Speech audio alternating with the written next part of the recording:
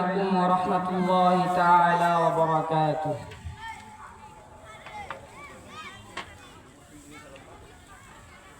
إن الحمد لله الأكرم الذي خلق الإنسان وكرمه وعلمه من البيان ما لم يعلم، فسبحان الذي لا يحصى امتنانه باللسان ولا بالقلم، ونشهد أن لا إله إلا الله وحده لا شريك له، ونشهد أن سيدنا وسندنا وحبيب طبيبنا ومولانا محمدا عبده ورسوله الذي أرسله بالحق بشيرا ونذيرا وداعيا إلى الله بإذنه وسراجا وقمرا منيرا. أما بعد فقد قال الله تعالى في كلامه المجيد وفرقانه الحميد. أعوذ بالله من الشيطان الرجيم. بسم الله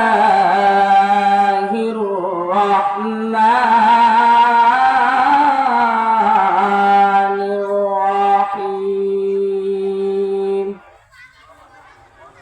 لقد كان لكم في رسول الله أسوة حسنة.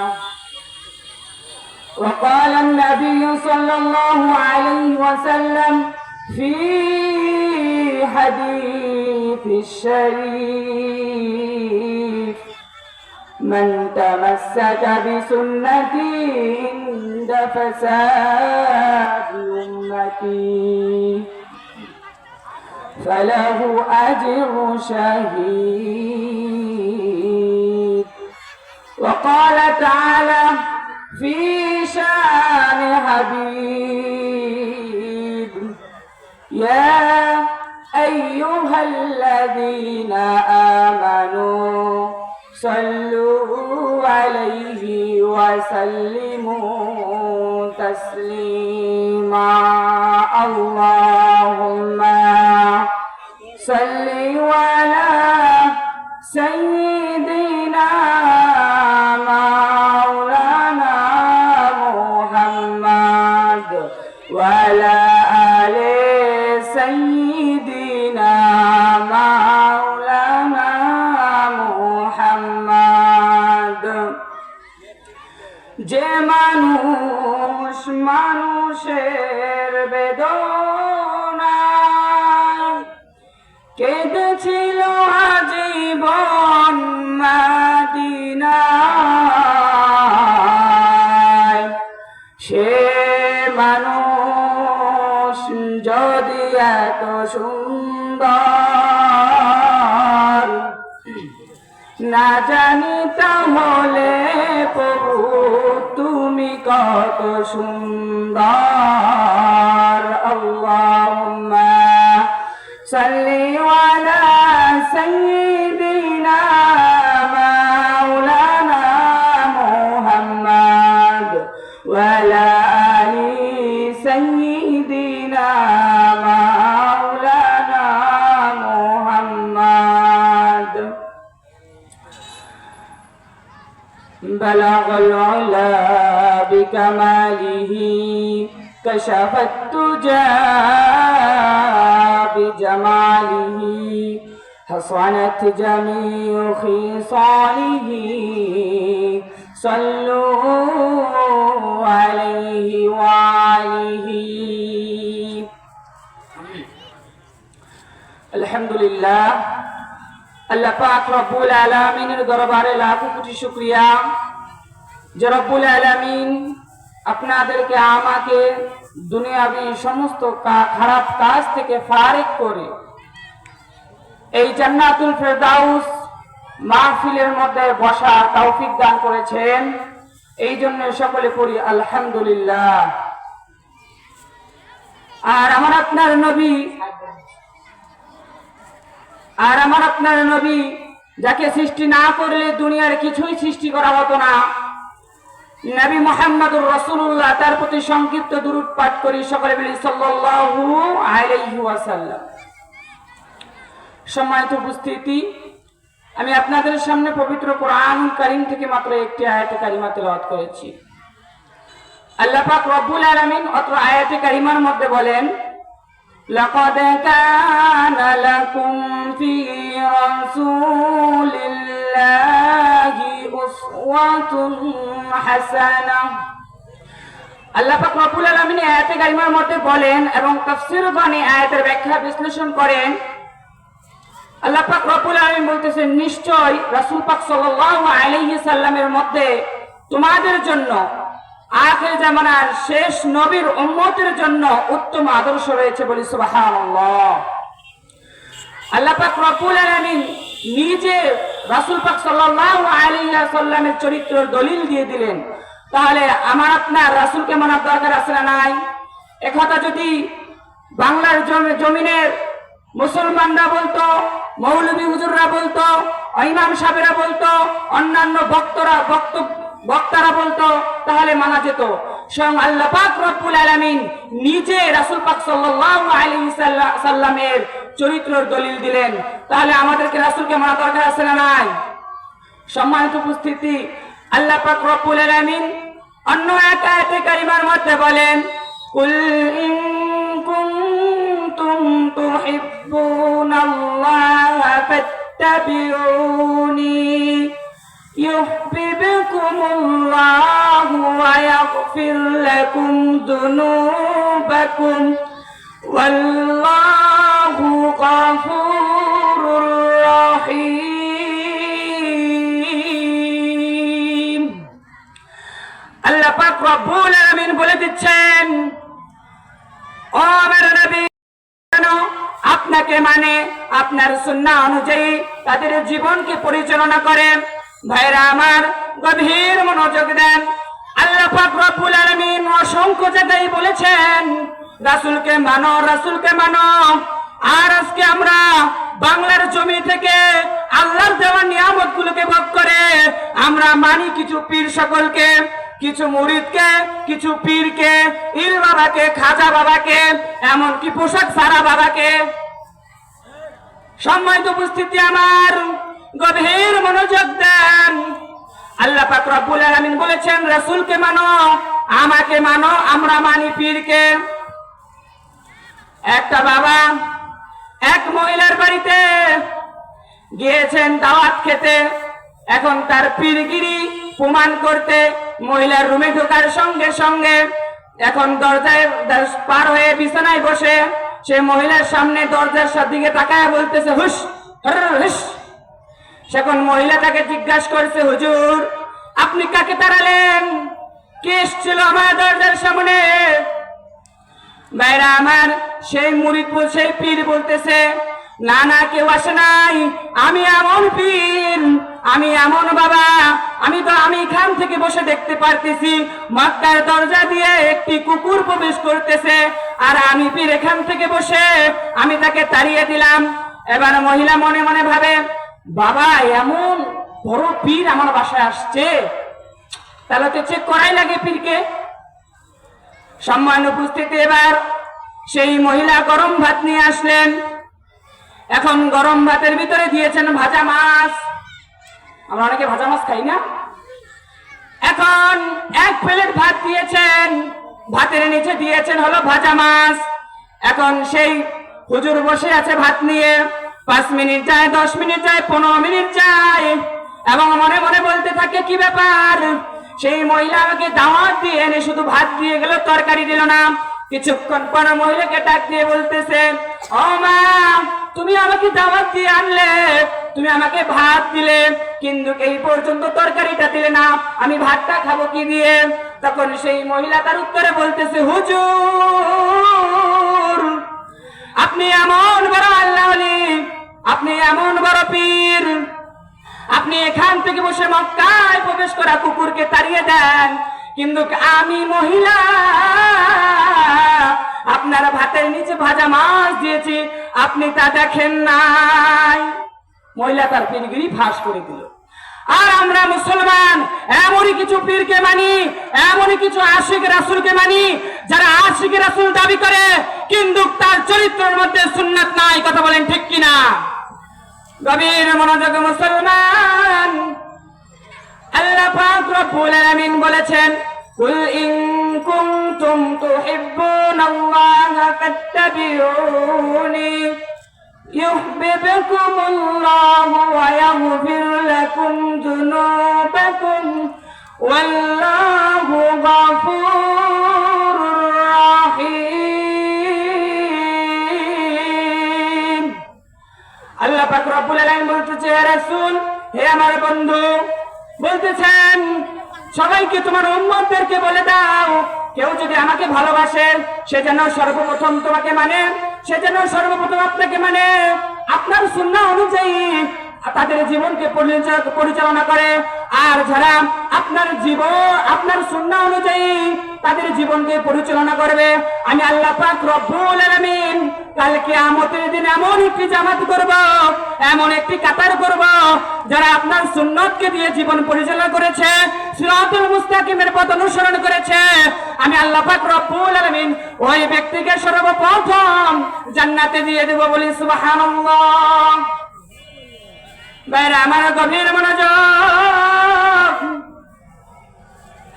আমাদের জীবন এই বাংলার জমিনে থাকি, সৌদিতে থাকি, মালয়েশিয়ায় থাকি, কাতারে থাকি, ইন্ডিয়ায় থাকি, দুনিয়ার পৃথিবীর যে প্রান্তে থাকি না কেন, আমাদের জীবন পরিচালনা করতে হবে কার সুন্নাহ দিয়ে?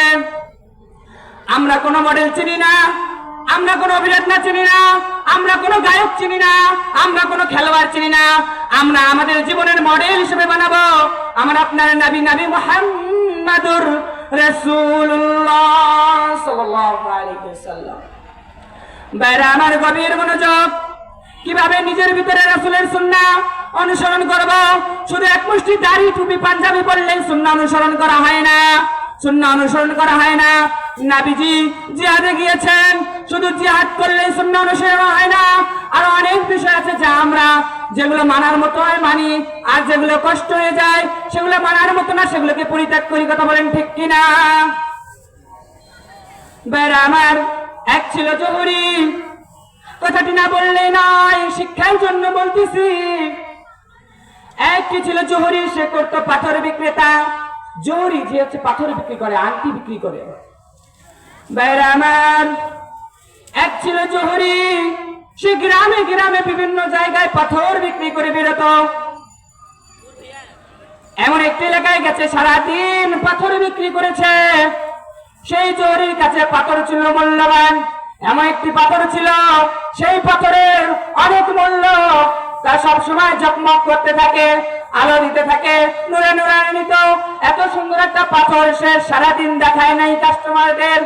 এবার সন্ধ্যাবেলা জহুরি মনে মনে ভাবতেছে, এখন সন্ধ্যাবেলা অনেক লোক একত্র হয়েছে আমার এই দোকানের সামনে, এখন যদি আমি এই দামি পাথরটা দেখাই তাহলে কেউ না কেউ ক্রয় করতে পারে, কিনতে পারে। সর্বশেষ সময় সেই জহুরি ব্যাগ থেকে সেই দামি পাথরটা বের করলেন। বের করার পর তার সামনে থাকা দর্শকদেরকে বলতেছেন, ভাই, এটা এমন একটি পাথর যা দিয়ে যদি আংটি বানায়, গলার চেন বানায়, এমনকি বিভিন্ন জিনিস বানায়, এই পাথরটা এত সুন্দর যা সারাদিন ঝকমক করতে থাকবে, যা সারাদিন জ্বলতে থাকবে, তার দাম অনেক। ভাই আমার গভীর মনোযোগ, সেই পাথরটা জনসম্মুখে অনেকে দেখলো, কিন্তু তার মধ্যে ছিল একজন চোর। সেই চোরটি দেখলো আর বলল, এত পাথর, এত সুন্দর, এত দামি পাথর, আমি যদি তা চুরি করতে পারি নিশ্চয় অনেক দামে বিক্রি করতে পারবো। এবারে জোহরি ব্যাগটায় গুছিয়ে রওনা দিলেন অন্য জায়গায় সফরের জন্য। চোর বলতেছে, ভাই এবার কোথায় যাবেন? ওই অমুক গ্রামে যাবো, অন্য একটি গ্রামে যাবো। এবার সেই চোর বললেন, আরে ভাই আমিও তো সেখানে যাব, চলেন না একসাথে যাই, 3 দিনকার সফর। এখন সেই চোর আর সেই জোহরি পাকড় টাকড় নিয়ে ট্রেনের মধ্যে রওনা দিয়েছেন 3 দিনকার সফর। প্রথম দিন সেই চোরই ঘুমায় গেলেন। সেই চোরই বিছনা টিছনা বেড টেড ঠিক করে দেয়, কারণ পাথর যে চুরি করবে। বিছনা টিছনা ঠিক করে দিল, তখন চোরই ঘুমায় গেল। তখন সেই চোর তন্ন তন্ন করে তার কোটের পকেট ব্যাগে বেড়ে তন্ন তন্ন করে খুঁজলো, পেল না। পরের দিন সকালে বলতেছে, ভাই আপনি নাকি বলেছেন, আমি তো দেখি নাই সেই ভিড়ের মধ্যে আপনার কাছে এমন একটি পাথর আছে, তা গভীর রজনীতে অন্ধকার হলে এত সুন্দর চকমক চকমক করে। বাইরে আমার গভীর মনোযোগ, এমন সুন্দর আলো দেয়, রাত্রিবেলা তো কোথাও সেই পাথরটাকে দেখতে পেলাম না। এবার দ্বিতীয় দিন সে জোহরি সকালবেলা বিসমিল্লাহির রহমানির রহিম, বিসমিল্লাহির রহমানির রহিম বলে ডান হাতটা ডান পকেটে ঢুকাই দিল। দেওয়ার পর বাইরে আমার গভীর মনোযোগ, পাথরটা বার করলো। করার পর বলতেছে, এই যে আমার পাথর, আপনি কোথায় দেখেন নাই? এই যে এখনো এত সুন্দর আলো দিতেছে। ও আচ্ছা, তাহলে আমি মনে হয় দেখি নাই। এবারে দ্বিতীয় দিন রাত, আবার সারাদিন ট্রেনে সফরে করার পর তখন রাত্রিবেলা সেই চোর ঘুমায় যায়। তখন আবারও সেই ছেঁচড়া চোর, তার তো উদ্দেশ্যই চুরি করা। এখন চোর আবার রাত্রিবেলা সে খুঁজতে লাগলো বেড ব্যাগ, একবার তন্ন তন্ন করে খুঁজলো, কিন্তু পাথর পেল না। দ্বিতীয় দিন সকালে বলতেছে, আচ্ছা ভাই আপনি কি পাথরটাকে গায়েব করে দেন না, জাদু টাদু জানেন? আমি সারা রাত আপনার পাথরটাকে দেখি নাই, আপনি বলেছিলেন আলো দাও, তাও দেখি নাই, কি ব্যাপার? আপনি কি মানুষকে মিথ্যা কথা বলে ঠকান নাকি? কয় না না ভাই। আবার এবার বিসমিল্লাহির রহমানির রহিম বলে ডান হাতটা ডান পকেটে দিয়ে দিলেন। দেওয়ার পর আবার পাথরটা বার করলেন। চোর তো দেখে অবাক, কি ব্যাপার, সারা রাত্রি খুঁজলাম কোথাও পেলাম না, এখন কোথা থেকে বের হলো? এবং 3 দিনের বেলা বাইরে আমার গভীর মনোযোগে দেন। 3 দিনের সময় চোর বলল, না এইভাবে তো চলবে না, আজকে এমন খোঁজা খুঁজবো, হয় পাথর পাবো না, আমি চোরগিরি বাদ দিব। কি চোর হইলাম, এতদিন যাবত কি চুরি করলাম, একটা পাথর দিনে দেখা যায়, রাত্রে খুঁজে পাই না। এবার 3 দিনের বেলায় সেই চোর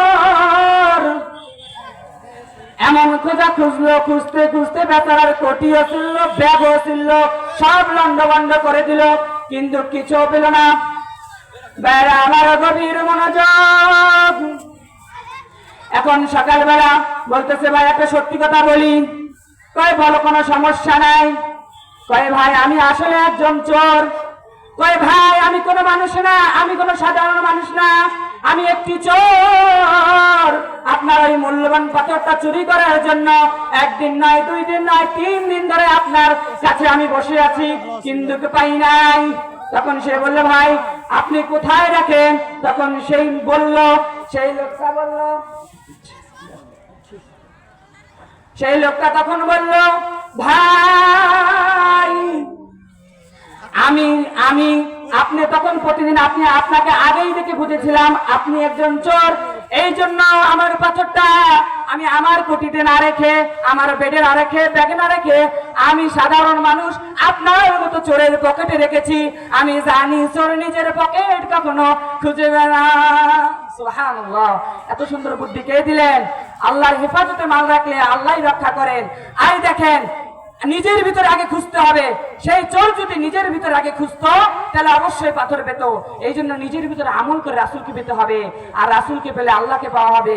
সম্মানিত ভাইয়েরা আমার, আল্লাহ পাক রব্বুল আলামিন যেন আমাদেরকে নিজের ভিতরে সর্বপ্রথম আমল করার তৌফিক দান করেন। সকলে বলে আমিন। ওয়া আখিরু দাওয়ানা আনিল হামদুলিল্লাহি রাব্বিল আলামিন।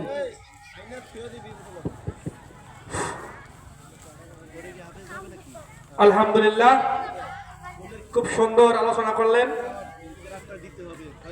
এখন আপনাদের সামনে কোরআন ও হাদিস থেকে গুরুত্বপূর্ণ আলোচনা পেশ করবেন হাফেজ মোহাম্মদ আব্দুল খালেক।